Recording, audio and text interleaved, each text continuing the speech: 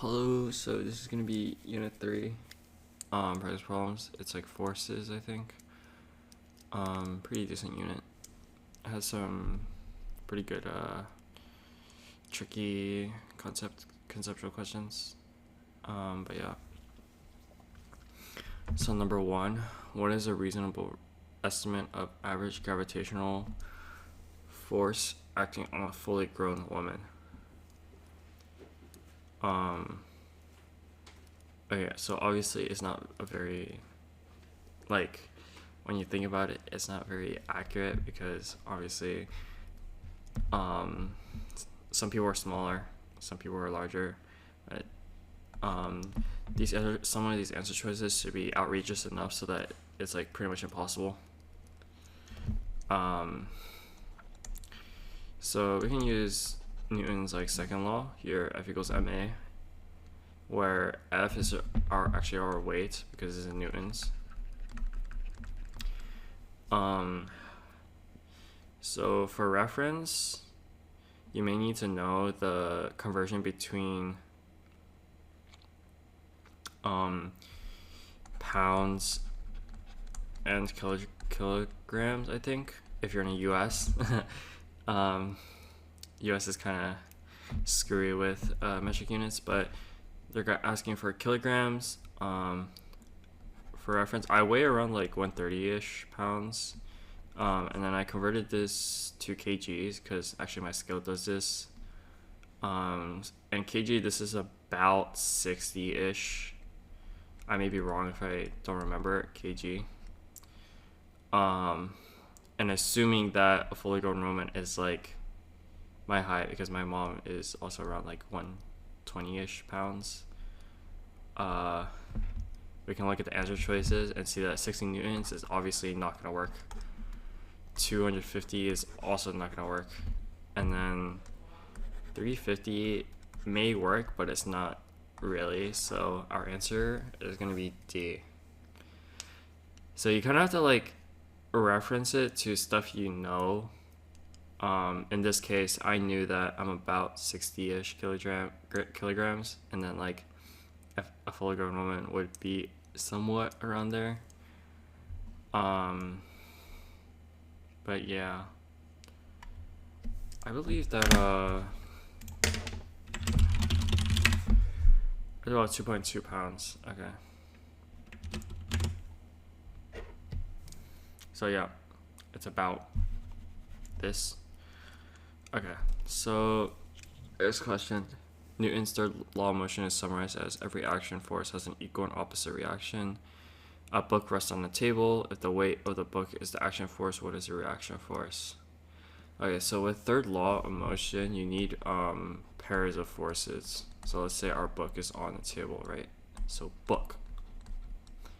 Our table is here. So initially, we have the weight. Weight is usually depicted as mg, where this is acceleration of Earth, which is essentially newtons, which is weight. So mg is weight, and then this is so this is the force that pulls our book down to Earth.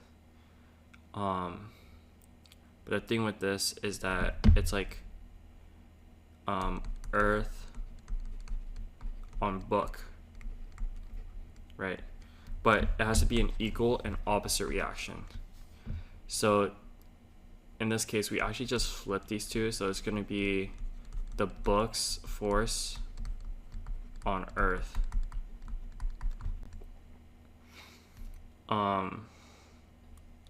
So in this case, it's not going to be B, C, or D. It's just going to be A. I hope that makes sense.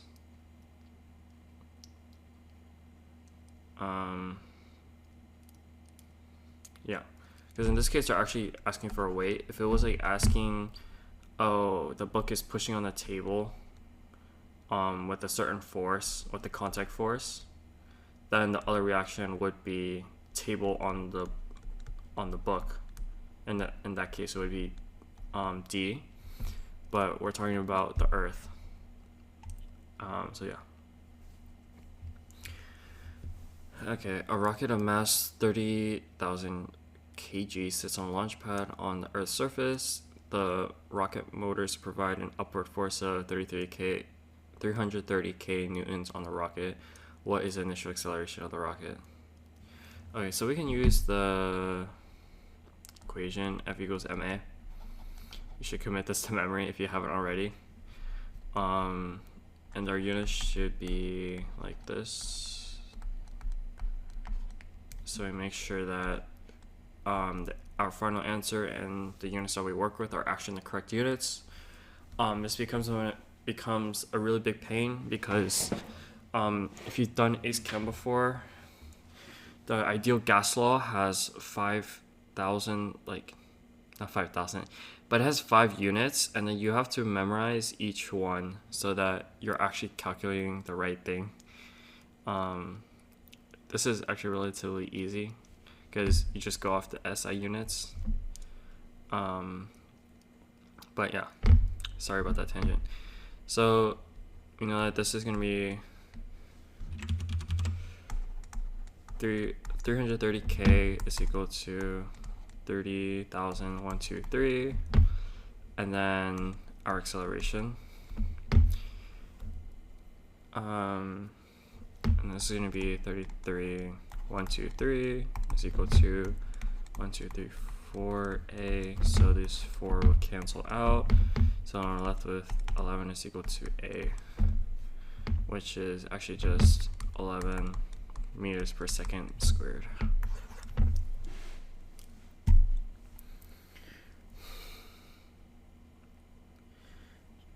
Okay, next one. A sphere falls from rest through the air. The graph shows a variation with time of the sphere's velocity. Blah.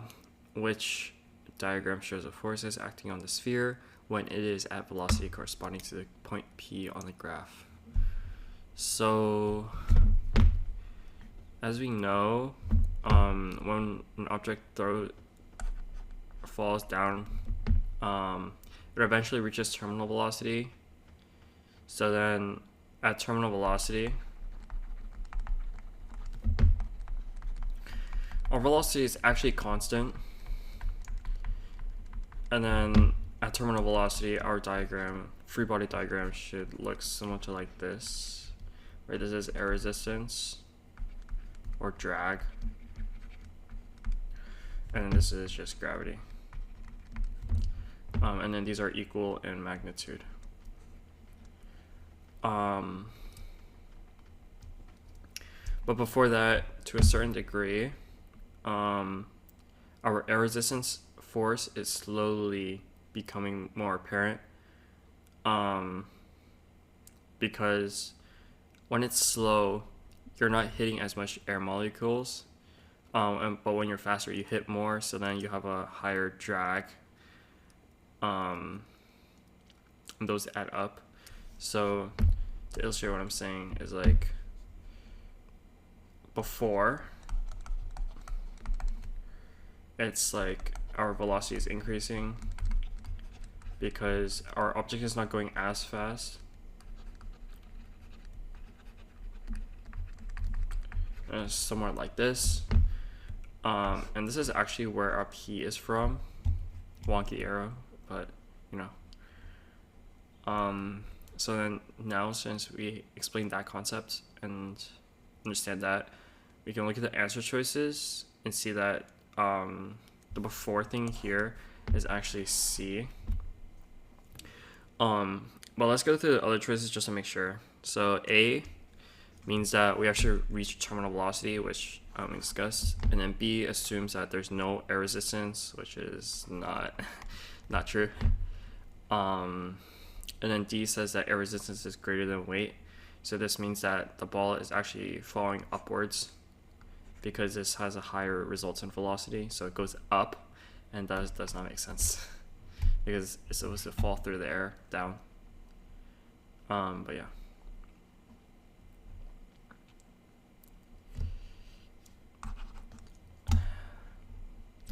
So the ICARO satellite has a mass of 320 kilograms and moves through space using a solar sail of area 20 meters squared. The average solar wind pressure is 1.0 times 10 to the negative fifth kilogram, no, not kilograms, newtons meters per meter squared. Blah blah. Stuttering. What is the acceleration of the satellite caused by the solar wind? Great question. Okay, so I look at this and it seems like, oh my god, what is this weird unit that's right here? But then they actually give us a unit here, 20. So, my intuition is to just do newtons over meters squared, and that's our pressure. This is actually a derived unit that you should know, but if you don't know, you can just kind of connect the pieces. So then our average pressure is 1.0 times 10 to the negative fifth. Foreshadowing.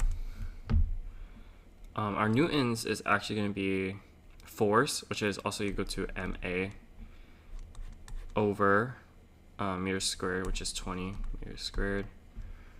And then we actually can plug in one more thing. M is actually equal to 320 times acceleration over 20 meters squared, and then multiplying.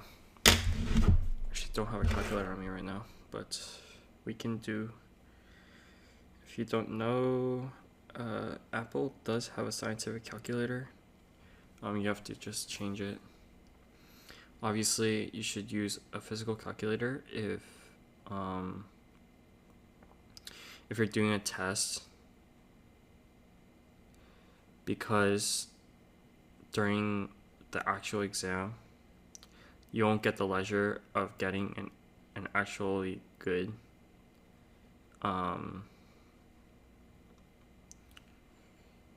you won't get the leisure of using your phone, basically. No.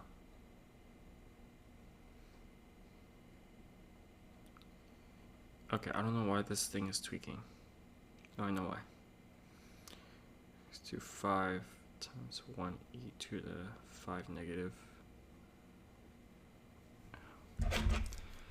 And then we get about 6.25 times 1, 2, 3, 4, 6, 7, 6, 7 reference.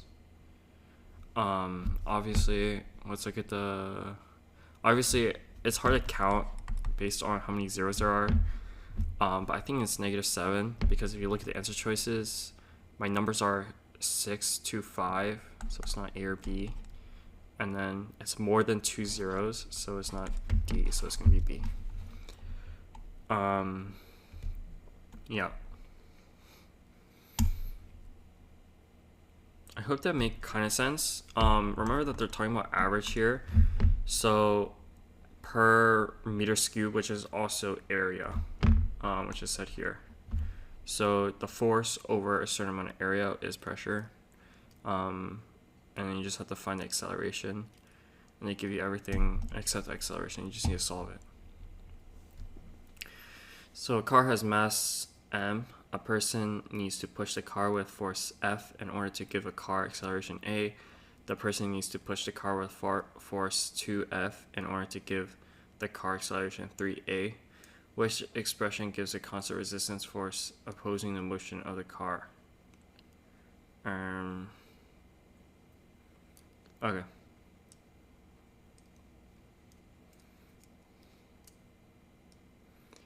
So we have our car, right? And then this force here, let's say F is equal to MA. Wait, I'm kind of confused. Needs to push the car with force F in order to give M.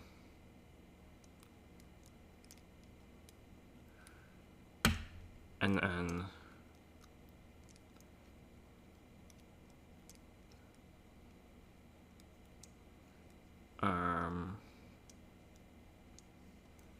Okay, so I'm guessing there's two forces here.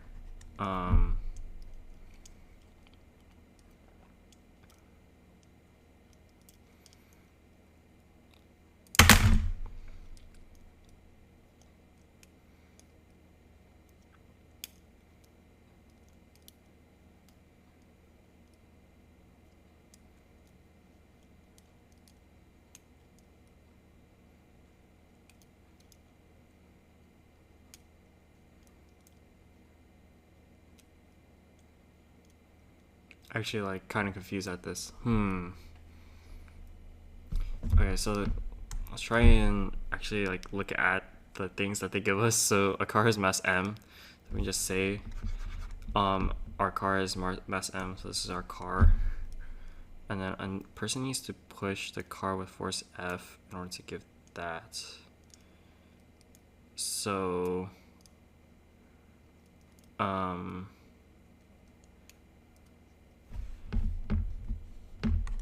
there's obviously two conditions, so I'm guessing there should be a two system equation.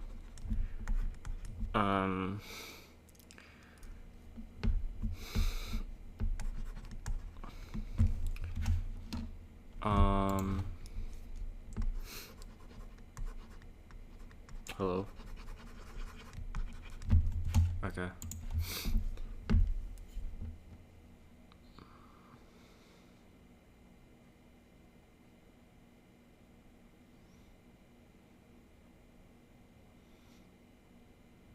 So I'm guessing we can call this force opposing force P. And then if we give our car an F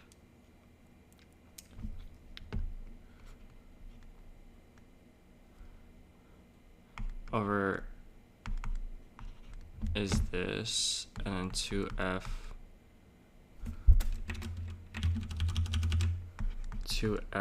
over 3A is equal to 3A. Am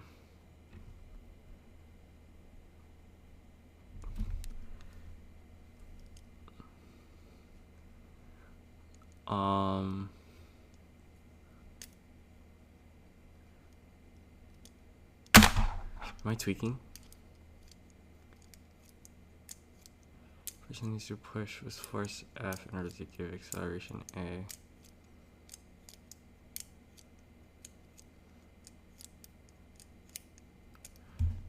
Okay, so force is equal to mass times acceleration, right?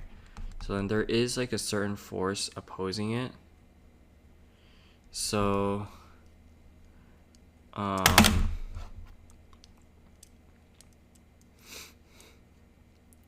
let's say F, capital F, is the person pulling it,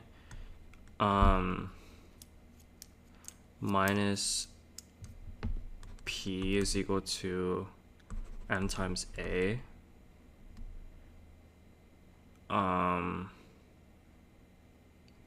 And then force minus 2P is equal to mass times 3A, or 2F minus P is equal to that. So I'm guessing these are the two equations.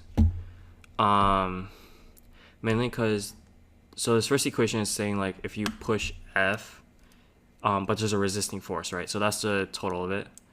I should mention that it should be the sum of forces too. So I think this makes sense.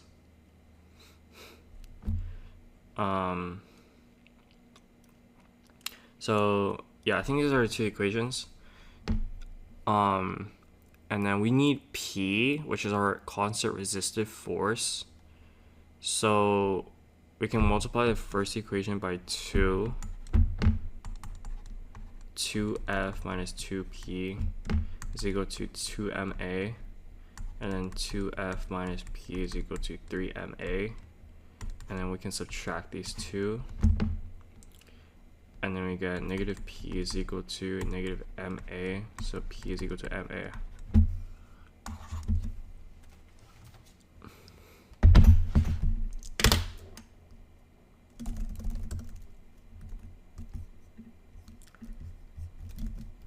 Let us fact check.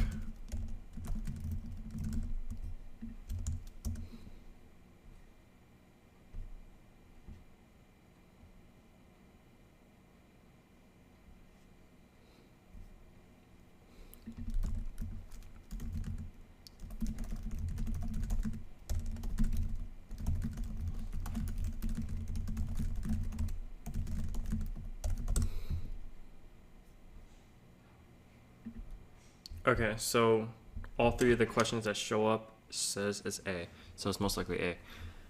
Yeah. Yeah. So basically, the only thing that really confused me here is that I didn't know what the resultant force was, but it should be sum of forces is equal to MA, right?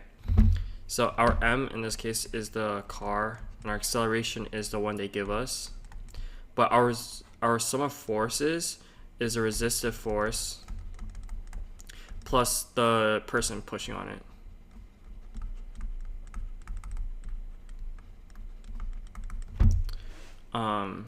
But yeah, took me a while to figure that out. That's kind of funny. All right.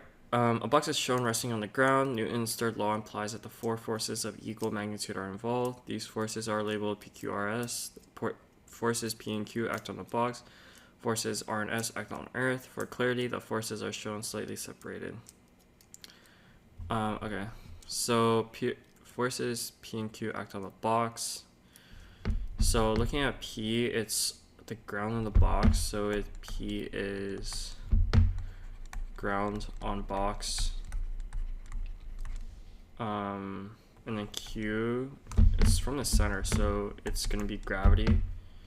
So gravity on box.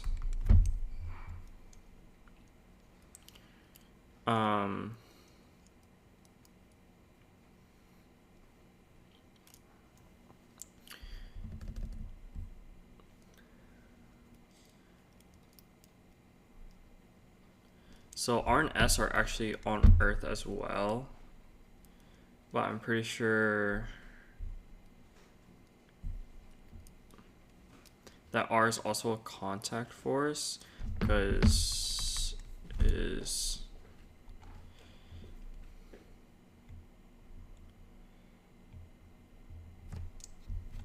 right? Yeah, I think so. So R is also a contact force, but it's the box on ground. So the ground is pushing, the box is pushing on the ground. And then S is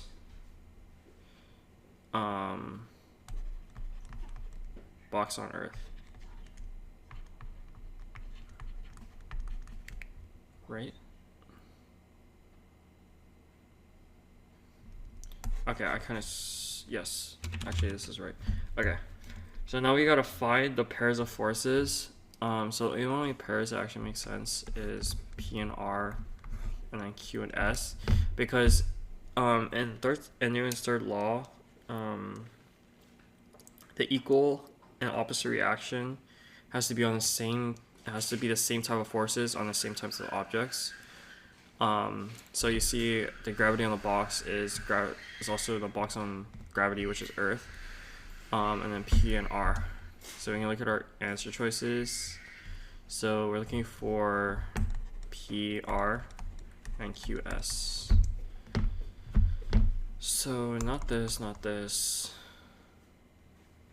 not this, and then QS here. So our answer is D.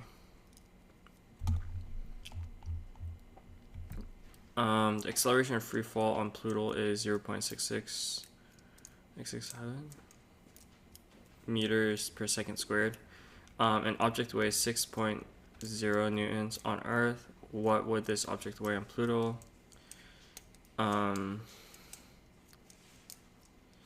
So let's actually write our object's weight on Earth. So we know that we use Newton's second law, F equals ma. So 6.0 newtons on Earth is equal to mass times 9.81 meters per second squared. This is just gravity. So then our mass is equal to 6.0 newtons over 9.81 9.81 meters per second squared, and that's approximately equal to 0.661 kilograms.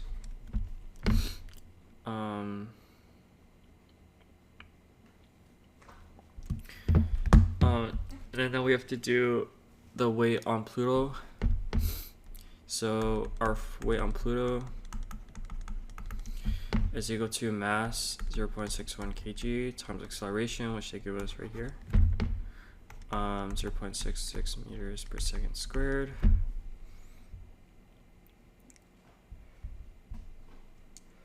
Which is about 0.4036, which is just 0.43 newtons.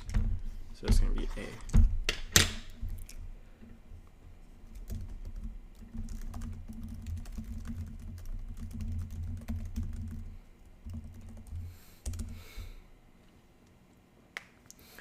Okay. So the mass of a rocket-propelled truck is approximately equal to the mass of the fuel in its tank. The fuel is ignited and the truck is propelled along horizontal tracks by a constant force. The effect of air resistance is negligible. During a test run, the fuel is consumed at a constant rate, which statement describes the acceleration of the truck during the test run. So if we draw a short free body diagram to visualize this, our truck is moving forward. This force does not exist because they say that air resistance is negligible, so then drag force is not accounted at all.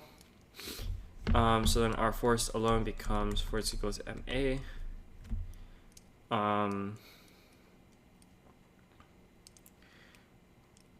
But our force has to stay constant, I'm pretty sure. Yes. So it says that here that the truck is propelled at a constant force.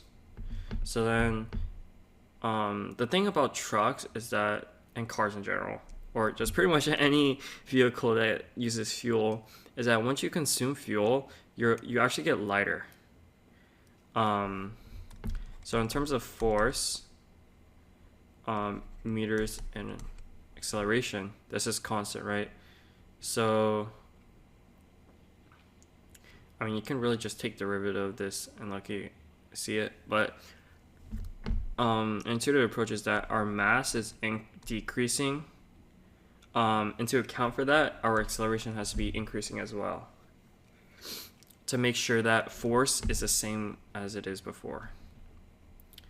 I hope that makes sense. If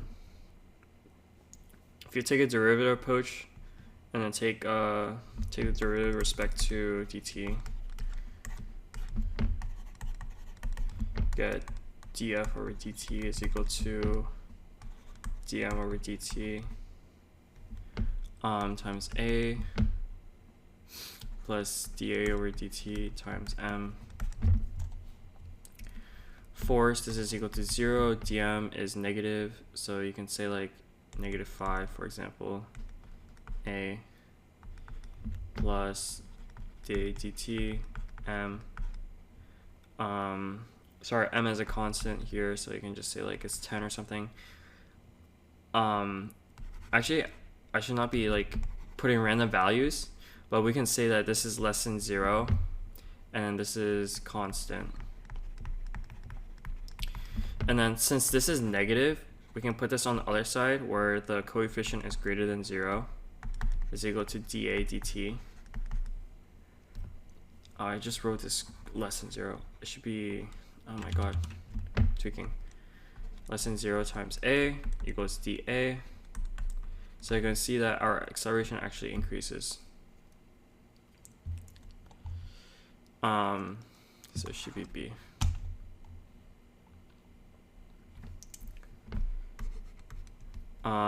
Yeah, so this is a constant, and this is also a constant too. So the acceleration is increasing at a constant pace. Okay, a book of weight W is at rest on a table. A student attempts to state Newton's third law of motion by saying that action is equal to reaction. Okay. If the weight of the book is the action force, what is the reaction force? This is kind of funny because this is like the exact same question that we just did. So our weight here, remember that our W here is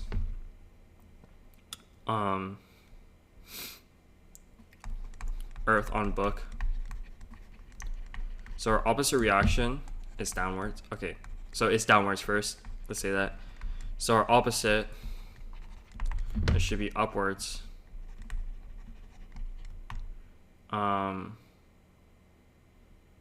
Book on Earth. And then we just need to look for this idea. So it's not downwards. Book on table, we're not looking for that. We're looking for Earth on book, and it's C. We can say that this is the same thing as we were just saying. It's just Earth from the book, which is basically the book on the Earth. And this is going to be the last question of the first part, I think. So the graph shows the variation with mass of the weight of objects on a particular planet. What is the value of the acceleration of the free fall on the planet? So immediately, the first thing you want to do is actually look at the units. So we know that F is equal to MA. Newton is equal to kg times Newton squared. And wow, if let's say N over kg is equal to acceleration, but then like N is the y-axis, and then kg is the x-axis, so it's kind of like rise over run, right? So then we can say our slope of this graph particularly, and not every graph, is equal to meters per squared. So all we need to do is actually draw a triangle. So let's use 0, 0 here, and then this point here. So 0, 0, and then 3.2 for 2. Slope formula.